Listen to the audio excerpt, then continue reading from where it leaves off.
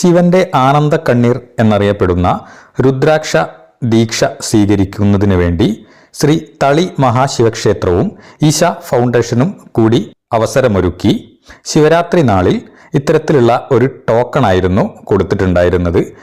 ഈ ടോക്കണുമായി നമ്മൾ ഇവിടെ വന്നു കഴിഞ്ഞാൽ ഇവിടെ നിന്നും ശിവനെ പ്രാർത്ഥിക്കാനും അതേപോലെ തന്നെ രുദ്രാക്ഷ ദീക്ഷ സ്വീകരിക്കാനും സാധിക്കുന്നതാണ്.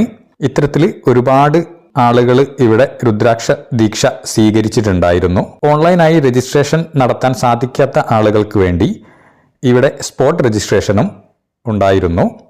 ഇവിടെ നമ്മുടെ പേര് പറഞ്ഞു കൊടുക്കുക, അപ്പോൾ അത് രജിസ്ട്രേഷൻ നടത്തുന്നതാണ്. രജിസ്റ്റർ ചെയ്ത ആ ഒരു കൂപ്പൺ ഇവിടെ പ്രകാശ് ബുലാനി ചേട്ടന് കൊടുക്കുകയും അവരത് കളക്ട് ചെയ്യുകയും എത്ര ദീക്ഷയാണ് എന്ന് അറിയുകയും അവർക്കായി പ്രാർത്ഥിക്കാനുള്ള അവസരം ഒരുക്കുകയും ചെയ്യുന്നു. ഇവിടെയാണ് പ്രാർത്ഥിക്കുന്ന സ്ഥലം. ഇവിടെ രുദ്രാക്ഷത്തിന് മുകളിൽ താമരപ്പൂവും മറ്റ് കാര്യങ്ങളും വെച്ച് പൂജിച്ച ശേഷമാണ് നമുക്ക് പ്രസാദമായി രുദ്രാക്ഷം തരുന്നത്.